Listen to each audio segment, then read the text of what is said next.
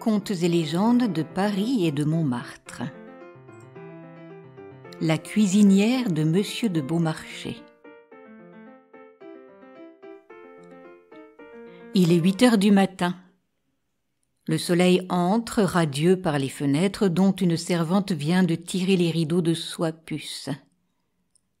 Un homme, dans le grand lit à baldaquin de même couleur, bâille et s'étire. Quel temps fait-il, Babette ? Monsieur voit, un vrai temps de demoiselle. C'est irraisonnable de rester au lit par ce beau soleil. Mais monsieur a encore passé la nuit à gribouiller sur son papier. La tête jeune, coiffée d'un madras rouge noué en pointe, se met à rire. A-t-on apporté des lettres ? Bien sûr, et aussi des gazettes. La servante met un gros paquet de missives et de journaux sur le pied du lit, et se retire. « Je vais préparer le chocolat de monsieur », dit-elle en sortant. L'homme au madras risque une main, puis un bras, et se saisit de son courrier. Il y a des lettres de Paris. Il y en a de tous les coins de France. Et en voici une qui vient d'Espagne, comme on peut le voir aux inscriptions de la poste. « Basta, de mauvaises nouvelles de mes affaires », dit Beaumarchais. L'homme au madras est en effet Pierre-Augustin Caron, dit de Beaumarchais, conseiller secrétaire du roi, fils d'un horloger de la cour, musicien, écrivain, traitant, associé de feu Paris du Vernet, armateur, l'homme le plus occupé, le plus heureux, le plus disgracié, le plus fêté, le plus décrié, le plus riche, le plus ruiné, le plus spirituel et le plus gai de France et de Navarre. Il est ici dans son logis de la rue de Turenne, à l'angle formé par la rue de Poitou et la rue du Pont-aux-Choux. Nous sommes en 1770, et à ce moment-là, Beaumarchais est en plein dans les procès que lui fait Monsieur de la Blache, légataire universel de son ancien associé Paris du Vernet, procès où il est accusé d'avoir signé certains papiers d'une signature qui n'est pas la sienne. Beaumarchais décachette 1 ou 2 lettres, leur lecture le rend maussade. Sa bonne humeur lui revient avec le chocolat à l'espagnol, souvenir d'un malencontreux voyage au-delà des Pyrénées que lui apporte Babette, gouvernante soigneuse et cuisinière réputée. Que dit-on dans le quartier, Babette ? Babette semble un peu embarrassée. Eh bien, Babette, les commères du temple auraient-elles perdu leur langue ? Eh, que non, monsieur, elles parlent. De quoi ? Elles disent que monsieur de Choiseul a été envoyé en disgrâce. Qu'est-ce que cela peut bien leur faire ? S'étonne Beaumarchais. Elles aiment donc monsieur de Choiseul ? Ah, pour ça, monsieur, on ne le connaissait guère, mais comme on dit, un grand nous fait assez de bien quand il ne nous fait point de mal. Beaumarchais prend une ardoise et un morceau de craie qui sont là, près du lit, et écrit quelques mots. Il y a toujours à glaner dans les propos de Babette. Et quoi encore ? Il est question d'une nouvelle favorite. Mais c'est la Gazette de Versailles que l'on débite au temple. Ne parle-t-on pas de la ville ? Ah, que si ! De mon drame, les 2 amis, que dit-on ? On dit ceci et cela. Mais le monde est si méchant. Ah, s'écrie Beaumarchais, plus nerveux qu'il ne le veut paraître. On parle d'un échec. Je n'ai pas entendu dire ce nom-là, mais enfin... Enfin quoi ? Parle. Eh ben, là, on dit que pour voir des pièces comme celle-là, point n'est besoin de payer 10 sols une place au parterre. Et encore ?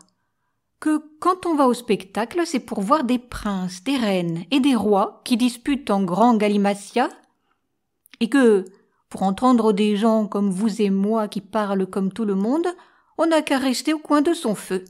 On dit ça. Ah, les imbéciles, les sots, les coquins, ils n'aiment que ce qu'ils n'entendent point. Je t'interdis, tu entends, Babette, je t'interdis de me répéter encore leurs sornettes. Las, qu'est-ce que je disais ? Je savais bien qu'il était aussi mauvais de parler que de me taire. Désormais, je tiendrai ma langue. Non, Babette, j'ai eu un moment d'emportement. Il est bien difficile, monsieur, d'être domestique, et il y a peu de maîtres qui réussiraient. Allons, Babette, ne te fâche pas. Tu sais bien que j'ai de l'amitié pour toi. » Babette profite de ce mouvement affectueux bien rare chez M. de Beaumarchais pour lui adresser une requête.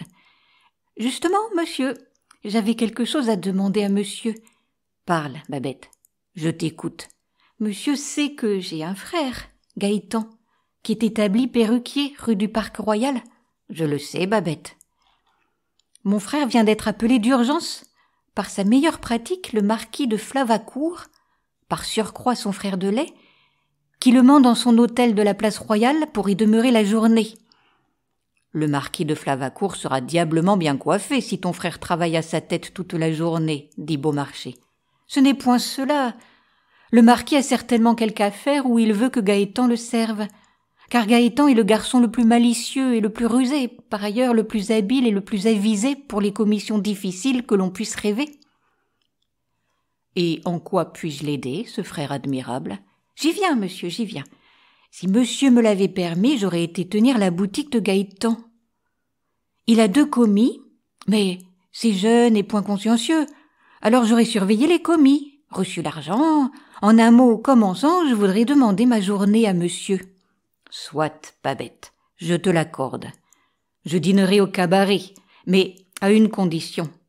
C'est que tu sois rentré pour le souper. Tu sais que j'ai prié monsieur de la Harpe et mademoiselle Diane des Angélis, et il faut que tu nous mijotes quelques plats de ta façon. Je tiens à la lamproie en salmis et au poulet à la turque, je leur en ai parlé.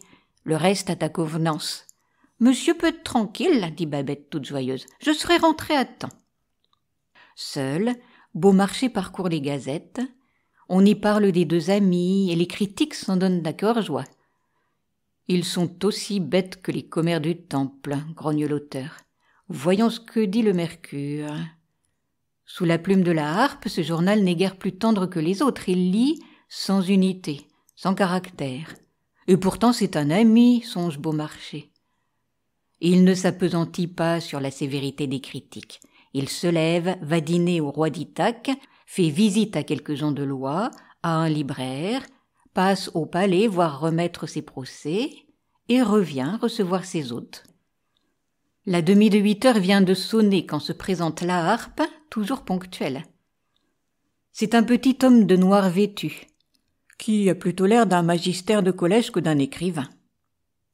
Aussi obtient-il plus de crédit auprès du public pour ses critiques doctorales du Mercure que pour ses tragédies froides et compassées comme sa personne. Beaumarchais l'accueille, avec de chaleureuses démonstrations. C'est son vieil ami, et il a déjà oublié les lignes sévères du matin.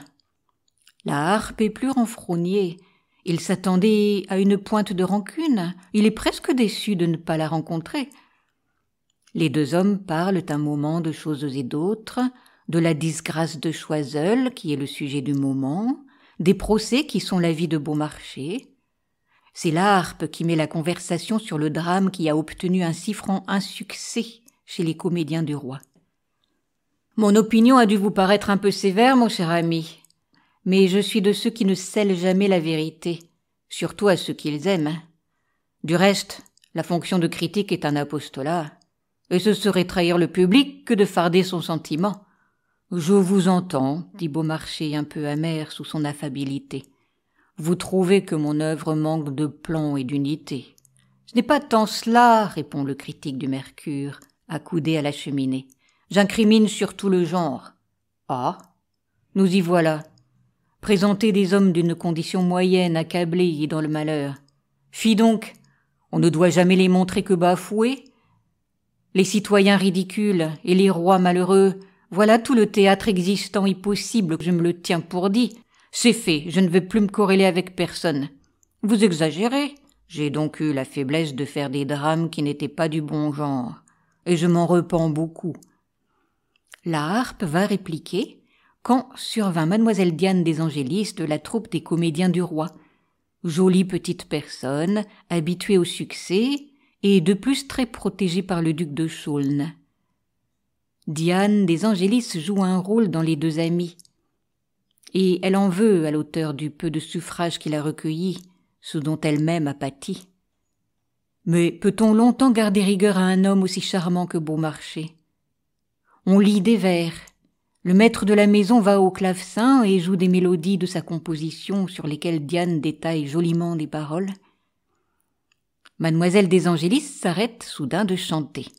« Vous savez, dit-elle à Beaumarchais, en élevant un joli doigt rose en signe de plaisante menace, que vous me devez une revanche. Je veux un rôle dans votre prochaine comédie. » « Ce sera une comédie, s'enquiert Beaumarchais. « Comédie ou tragédie, peu importe. Mais pas un de vos affreux drames. Vous valez mieux que cela. Monsieur de Chaulnes me le disait encore tantôt. Monsieur de Chaulnes a bien de la bonté pour moi.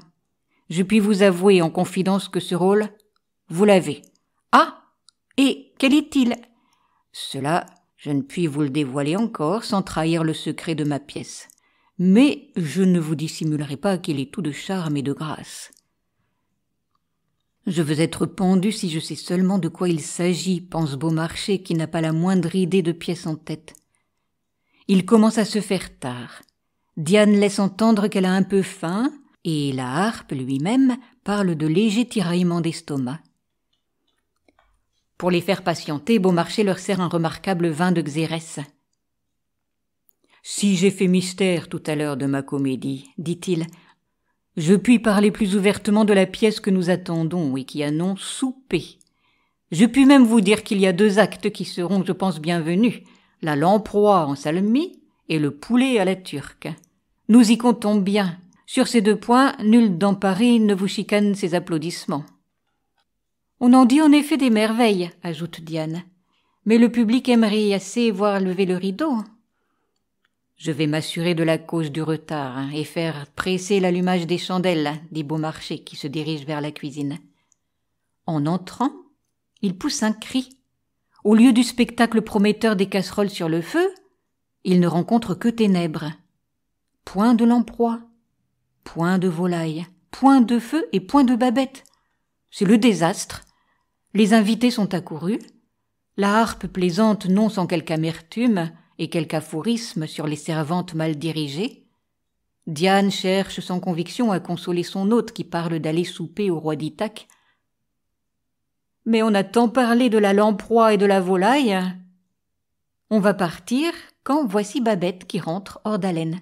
« Que signifie ?» crie Beaumarchais en fureur. « Je te donne ta journée à la condition expresse que tu sois là pour le souper, et voici qu'il est près de 11 heures. Je te chasse, tu entends? Tu peux retourner chez ton frère. » Ses amis s'interposent. Sans doute a-t-elle une excuse. Il est peut-être arrivé un accident? Dans tous ces embarras de voiture, il s'en produit chaque jour. « Eh bien, parle, dit Beaumarchais, un peu radouci. Avec quelques larmes, entrecoupant son récit, Babette raconte. « C'est mon frère, Gaëtan. Ah, il a été retenu par son frère de lait, le marquis de Flavacourt. »« Jusqu'à 7 heures, interrompit Beaumarchais. Il ne fait que rentrer. Monsieur le marquis était, à ce qu'il paraît, tombé amoureux de la nièce du docteur Chevossu, dont la maison est place royale juste en face de l'hôtel Flavacourt. La nièce est une petite personne accorte, rieuse, de son naturel, mais bien malheureuse. Elle était comme séquestrée par son oncle qui est un méchant quinteux vieillard, toujours maldisant et acariâtre.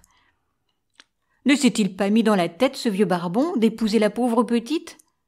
Le marquis amoureux, instruit par un billet, en souffrait 1000 mots. Et en quoi cela te regardait-il? Comme il le savait comment approcher la jeune fille, il a eu recours à Gaëtan. Gaëtan a pu pénétrer chez le docteur Chevassu pour lui faire la barbe à la place du garçon habituel. Il l'a amusé, berné, entortillé, et pendant que le docteur avait le nez barbouillé de savon, il a fait évader la jolie nièce qui est maintenant sur la route d'Italie avec le marquis de Flavacourt qui va l'épouser là-bas. Beaumarchais semble transporté par ce récit. « Babette, je te pardonne !» s'exclame-t-il joyeux, tandis que ses amis s'étonnent. Il ne leur laisse guère le temps de la réflexion. Il les entraîne au roi d'Ithaque, où il commande ce que le traiteur a de meilleur dans son garde-manger, arrosé des crus les plus délectables de sa cave. Vers la fin du souper, Beaumarchais lève son verre à Diane, la charmante interprète de sa prochaine comédie, car ce sera une comédie du bon genre, dit-il même à l'intention de la harpe. Le lendemain, dès l'aube, dans son cabinet de travail, il écrit la première page de son immortel chef-d'œuvre, où il a mis tout le récit de Babette, Le Barbier de Séville.